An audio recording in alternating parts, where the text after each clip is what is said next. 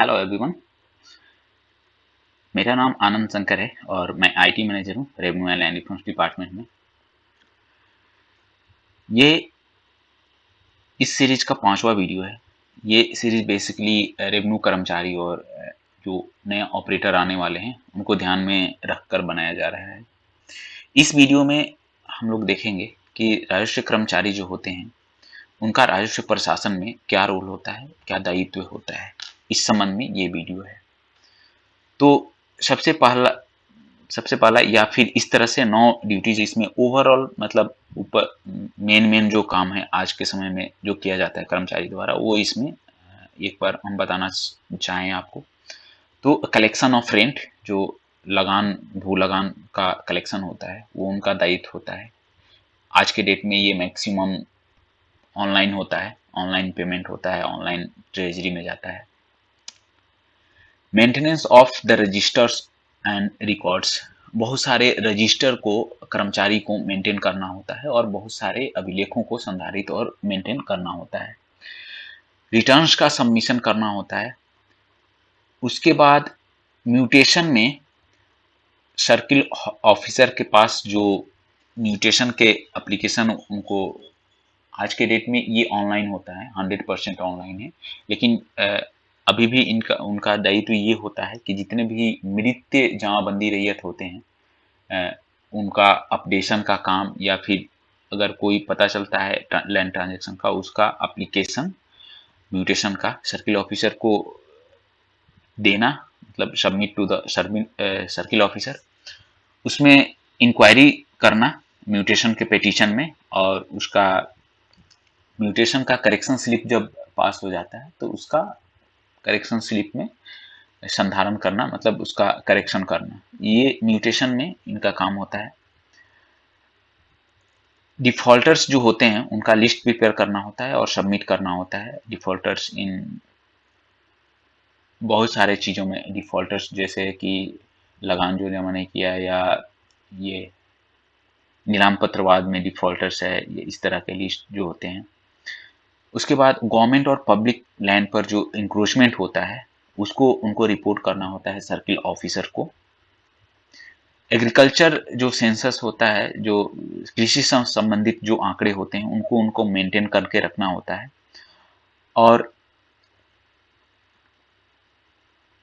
और भी जो इम्प्रूवमेंट वर्क उनको दिया जाता है अंचल अधिकारी या सीनियर पदाधिकारी द्वारा, वो या फिर सरकार द्वारा टाइम टाइम अगर कुछ और काम भी अगर आपको दिया जाता है वो सारे कार्य करने होते हैं। ये एक ओवरऑल आपके जो काम है वो होता है। आज के डेट में मेनली काम जो होता है कर्मचारी का अगर देखें रेवेन्यू एडमिनिस्ट्रेशन में, तो म्यूटेशन और जमाबंदी पंजियों का संधारण और उसका रेक्टिफिकेशन या बोलिए या फिर बोलिए परिमार्जन, डिस्टिलेशन, तो ये काम होता है। ये ओवरऑल था। अब हम लोग डिटेल्स में चलते हैं इस पर्टिकुलर के। 1950 में जब भूमि सुधार अधिनियम आया, लैंड रिफॉर्म्स एक्ट आया, उसके बाद जो जमींदारों के पास जो जमीन का एडमिनिस्ट्रेशन का जो था वो जो अंचलों में आया, तो अंचल में अंचल अधिकारी और राजस्व कर्मचारी और अंचल निरीक्षक जो होते थे, जो आज राजस्व अधिकारी हैं, उनका दायित्वों का क्लासिफिकेशन किया गया कि इनको ये काम करना है, इनको ये काम करना है, इनको ये काम करना है। तो अभी हम लोग उसी को देखेंगे और आज भी उसी ढरे पर काम हो रहा है और ये अपडेटेड भी है आज के डेट के हिसाब से। तो सबसे पहले हम लोग देते हैं कि जमींदारी उन्मूलन के पश्चात जो मेन जो एम्फेसिस जिस चीज पर देना था, जो प्राथमिकता के जो सब्जेक्ट थे वो थे सरकार और रैयतों के बीच संबंध का निर्धारण करना था। जमींदारी प्रथा खत्म हुई तो उसके बाद सरकार और रैयत के बीच एक संबंध एस्टेब्लिश करना था स्टार्टिंग में। उसके बाद जो भूमि अभिलेख वहां से रिटर्न्स मिले, जमींदारी रिटर्न्स मिले, तो वो भूमि अभिलेखों का संधारण और उनका मेंटेनेंस करना था। रैयतों से लगान का कलेक्शन करना था और उसको ट्रेजरी में जमा करना था। रिपोर्ट और रिटर्न उसी तरह से सबमिट करना था।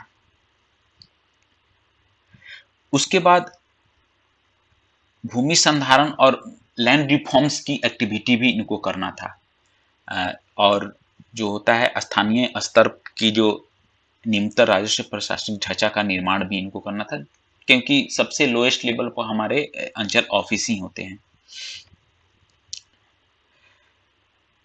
उसके बाद हल्कावार भू राजस्व मांग का पंजी, जिसको बोलते हैं जैसे एक गांव में कितने रुपए लगान अभी इस साल लेना है, हर एक साल ये बनता है, भू मांग पंजी बनता है। और इसमें इनको अनिवार्यता थी कि भू राजस्व मांग पंजी का संधारण करना था, अंचल अनुमंडल और जिला स्तर पर संधारित करने की इनका काम था। उसके बाद छठा था कि भू सर्वेक्षण प्रारंभ कर, जैसे भू सर्वेक्षण हुआ नहीं 1950 के बाद, रिविजनल सर्वे हुआ जो 18 जिला में ही कंप्लीट हो पाया। तो इनका काम था अधिकार का अभिलेख जो थे, आरओआर जो थे, खतियान था, उसको अपडेट करना, रेन रोल तैयार करना, भू मानचित्र का तैयार करना, और उसी के आधार पर जो नया खतियान बना उसके आधार पर जमाबंदी पंजी का सृजन करना था। उसके बाद जो भू लगान कलेक्ट करना था उनको जमाबंदी पंजियों में एंट्री करना था। नेक्स्ट काम उनका था कि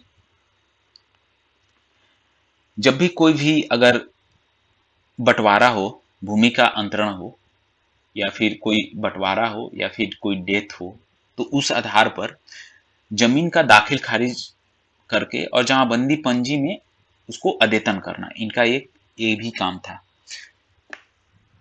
उसके बाद भू हदबंदी से जितने भी जमीन लिए गए थे उन जमीनों को जो सुयोग्य श्रेणी थे, जो जिनके पास लैंडलेस थे, जिनके पास घर बसाने का घर का जमीन नहीं था, उनके बीच इनका वितरण करना भी, रिपोर्ट करना, ये हमारे राजस्व कार्यालय का काम था। बास्कित पर्चा देना थाम था सुयोग्य श्रेणियों को। उसके बाद घर में जरूर मालिक और खास जमीन जो था उसको भी सुयोग्य श्रेणी के लोगों को बंदोबस्त करना था, कृषि कार्य या फिर घर बनाने के लिए। भूदान से जो जमीन मिला हुआ था उसको उस सारी भूमि की संपुष्टि करनी थी और लगान निर्धारित करके जमाबंदी का सृजन करना था, भूमिहीनों को वितरित करते हुए। ये सारे काम थे जो अंचल कार्यालय को करना था जमींदारी खत्म हुआ उसके बाद। उसके बाद है कि भू अभिलेखों को जो निर्माण करना था या मेंटेन करना था, इसके लिए सरकार ने नियम और अधिनियम क्या बनाए। तो सबसे पहले इस संबंध में बंगाल एक्ट से सर्वे हुआ था, उसके बाद बीटी एक्ट में ही प्रोविजन थे। बाद में 2011 में जो राजस्व अभिलेख थे जैसे खतियान और जमाबंदी पंजी का अद्यतन म्यूटेशन से होता है, और खतियान का अद्यतन जब भी होगा तो नया खतियान बनेगा तो वो सर्वे से हो। तो राजस्व अभिलेखों को अपडेट मतलब नया निर्माण करना और उसको मेंटेन करने के लिए गवर्नमेंट ने 2 अधिनियम बनाए। एक Bihar special survey and settlement act, Bihar विशेष सर्वेक्षण एवं बंदोबस्त अधिनियम 2011, और उसके बाद बिहार भूमि दाखिल खारिज अधिनियम। तो दाखिल खारिज से बेसिकली क्या होता है कि जमाबंदी में जो ट्रांजेक्शन होते हैं वो दाखिल खारिज से होते हैं, और अगर नया आरओआर बनाना है, खतियान बनाना है, तो सर्वे करना होगा। तो ये रिकॉर्ड मेंटेन के लिए ये 2 हमारे पास एक्ट बने। उसके बाद जो दाखिल खारिज अधिनियम है उसमें चालू खाता और अभिधारी खाता पंजी का भी निर्माण करने का इसमें प्रोविजन है। मतलब आज के डेट में अगर एक बार सर्वे होता है तो ये इतने हाईटेक सर्वे अभी हो रहे हैं कि आगे के सारे ट्रांजेक्शन जब भी होंगे तो वो मैप में भी होंगे और जो आपके टेक्सुअल डेटा खतियान होता है उसमें होगा। तो एक खतियान की कॉपी रखती जाएगी और उसके बाद जितने भी ट्रांजेक्शन होंगे वो खुद में एक सर्वे होते जाएंगे, चालू खतियान जिसको बोलते हैं, कंटिन्यूअस खतियान। उसके बाद कभी सर्वे करने की जरूरत नहीं पड़ेगी क्योंकि मैप भी आपका अपडेटेड रहेगा और मैप का डिटेल भी अपडेटेड रहेगा। आज के डेट में मैप अपडेटेड नहीं है, डिटेल्स कुछ हद तक अपडेटेड है। अब हम लोग चलते हैं कि जमींदारी उन्मूलन के बाद अंचल अधिकारी, अंचल निरीक्षक और राजस्व कर्मचारी को क्या क्या काम, किस किस एक्ट के अंतर्गत क्या क्या काम निर्धारित है। तो ये बड़ा इंपॉर्टेंट है।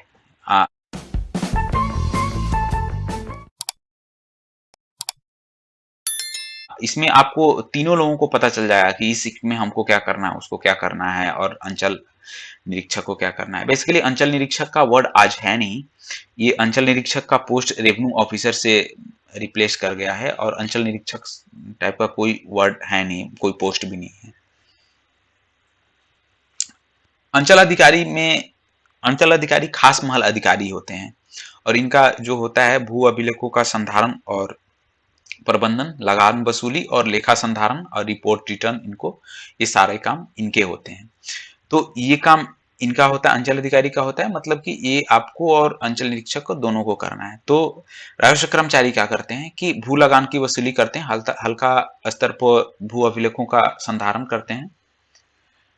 जैसे हल्का कर्मचारी के पास ही राजस्व ग्राम का रजिस्टर होता है, रजिस्टर 2 होता है, और भी अभिलेख उस हल्का के अंचल में हर एक हल्का कर्मचारियों के पास अभिलेख होते हैं।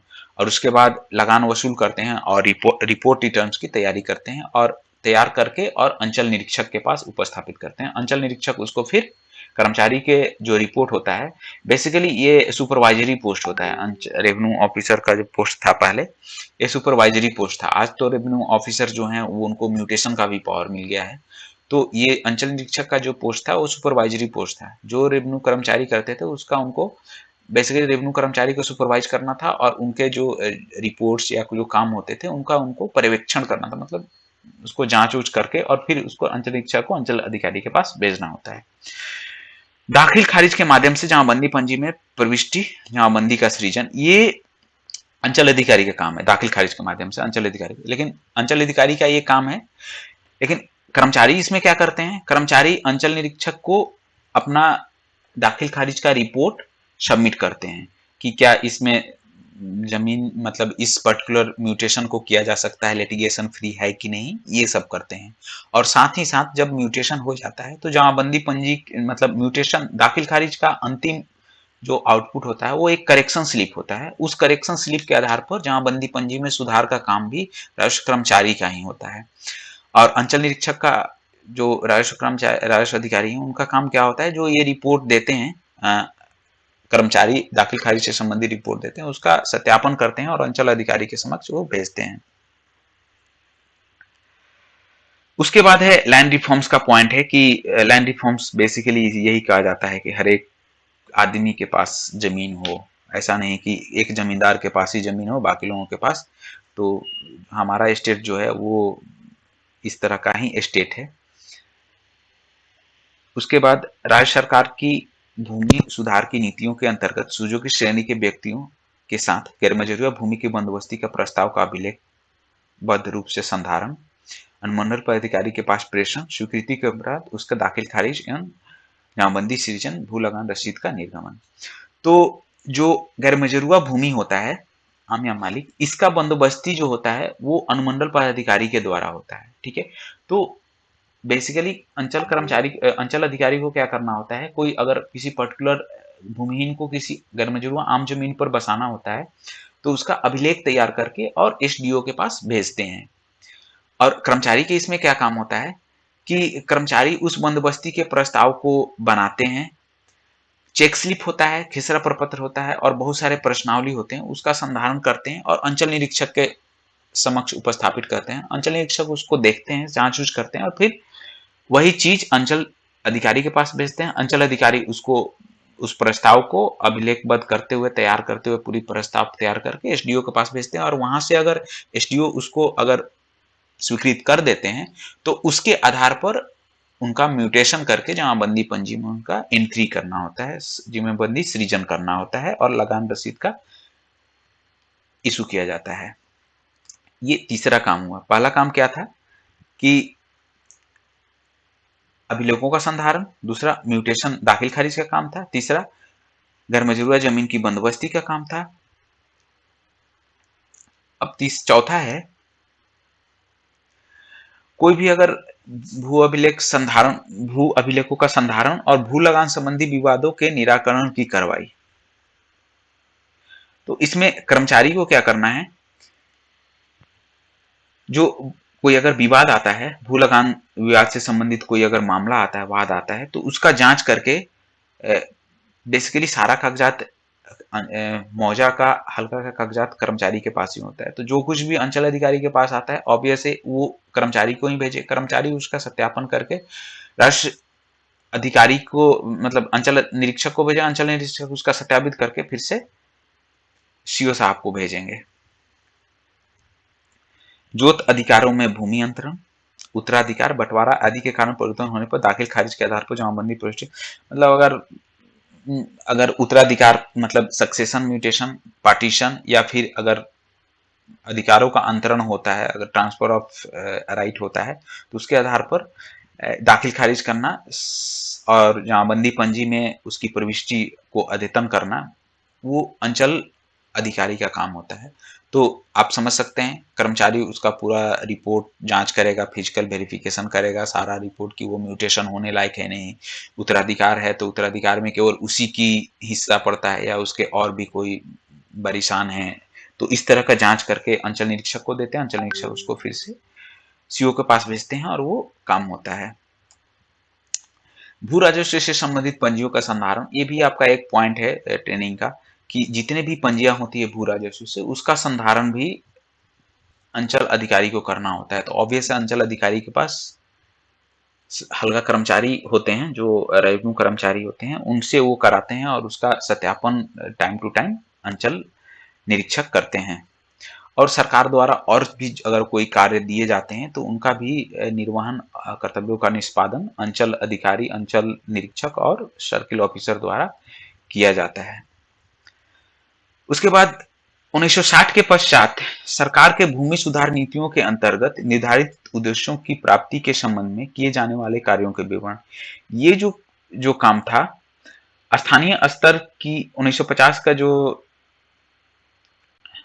जमींदारी उन्मूलन के पश्चात जो प्रशासनिक ढांचा बना उसमें ये सारे काम आपको निर्धारित थे। उसके बाद जब 1960 के पश्चात सरकार के भूमि सुधार नीतियां आई उसके बाद कौन कौन से कार्य निर्धारित हुए, तो 1960 के बाद आपका बीपीपीएसटी एक्ट के अंतर्गत जो सुजोगी श्रेणी के लोग बसे हुए थे उनके नाम पर वास्तविक पर्चा सर्किल ऑफिसर ही काट देते थे, उससे संबंधित प्रतिवेदन कर्मचारी प्रिपेयर करते थे और अंचल निरीक्षक उसको जांच करते थे और उसके बाद बीपीपीएसटी एक्ट के अंतर्गत जो पर्चा काटने का काम होता है वो राइट सर्किल ऑफिसर के पास ही होता है, वो काट देते हैं। भू हदबंदी में जो जमीन लिया गया, भू हदबंदी बेसिकली क्या होता है कि एक सीलिंग लगा होता है कि एक पर्टिकुलर उस वक्त 1960 के आसपास, आज तो कोई भू हदबंदी में आता ही नहीं, कि एक पर्टिकुलर मतलब शहर में इतने 15 एकड़ रख सकते हैं, गांव में 30 एकड़ रख सकते हैं, 30 एकड़ से अधिक जिसके पास भी जमीन है वो जमीन सरकार अपने में वेस्ट कर लेती थी और उस जमीन को भू हदबंदी वाली जो जमीन ली होती थी, भू हदबंदी से जो जमीन प्राप्त होता था उसको भूमिहीनों और बासविहीनों के बीच में बांटती थी। तो वो बांटने का काम जब होता था तो उसके अभिलेखों का संधारण और उसका दाखिल खारिज, जमाबंदी का सृजन का कार्य भी अंचल अधिकारी द्वारा किया जाता था।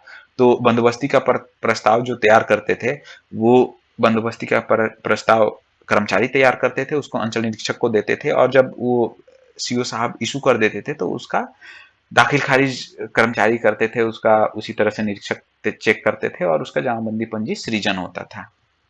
उसी तरह से भूदान यज्ञ अधिनियम में जो भी जमीन मिला था उसका संपुष्ट करना था और उसको भूमिहीनों के बीच में उसका बांटकर दाखिल खारिज करना था और उसका लगान का निर्धारण करना था और रसीद निर्गत करना था उसका, और उसको दखल दिलाना भी इनका ही काम था, क्योंकि भूदान यज्ञ में जो जमीन मिला था उसको संपुष्ट करने के बाद इनका ये सारा काम था।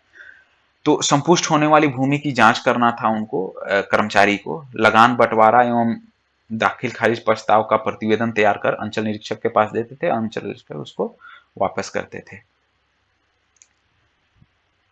उसके बाद चौथा काम था कि जो सैरात था, सैरात का सुरक्षित जमा निर्धारण करना होता है। जैसे इस सैरात बंदोबस्त होता है तो सुरक्षित जमा निर्धारण मतलब कि मिनिमम इतना रुपया है इस मतलब इस सैरात का, तो वो निर्धारण होता था और बंदोबस्ती की कार्रवाई होती थी। जैसे अगर मान लीजिए बस स्टैंड एक सैरात है या फिर कोई आम का बागान है तो उसकी बंदोबस्त होती थी, इतने रुपया में कोई बंदोबस्त होता था, उसको उतना रुपये सरकार को देकर वो उसको 1 साल के लिए लेता था। उस तरह से सैरातों की बंदोबस्ती के विभिन्न प्रतिवेदनों का उपस्थापन जो कर्मचारी करते थे और अंचल निरीक्षक उसको चेक करके और फिर ये काम होता था।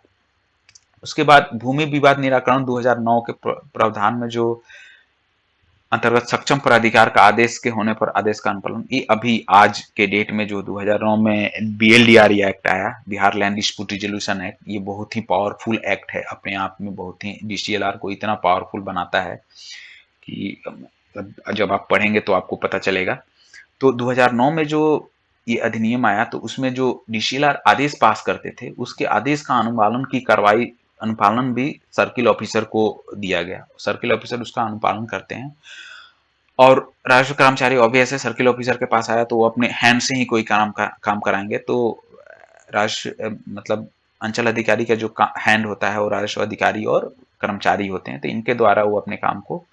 उसके बाद दाखिल खारिज के अधिनियम के प्रावधान जो हैं, जैसे दाखिल खारिज का काम करना, चालू खतियाना, ब्याज खाता पंजी, खेसरा पंजी, खाता पुस्तिका, ये सब काम जो है ये सारा काम करना था। और दाखिल खारिज में आपको पता है, हम आपको एक अलग से वीडियो भी बनाएंगे जिसमें ये पता चलेगा कर्मचारी को क्या क्या करना होता है और अंचल अधिकारी और अंचल निरीक्षक को क्या क्या काम करना होता है। तो ये हुआ। उसके बाद जो special survey and settlement act है उसमें क्या करना होता है, हल्का को बेसिकली क्या होता है, सारे जो कागजात बंदोबस्त पदाधिकारी मांगते हैं उसको उपलब्ध कराना इनका कार्य होता है, और कोई विशेष काम अंचल का विशेष सर्वेक्षण में होता नहीं है। तो अतिक्रमण अधिनियम में क्या होता है कि सरकारी भूमि पर अतिक्रमण जो होता है तो विहित प्रपत्र में उसका भरकर डिटेल और अंचल निरीक्षक और CO के पास कर्मचारी जमा करते हैं और CO उस अतिक्रमण को हटाने की कार्रवाई करते हैं।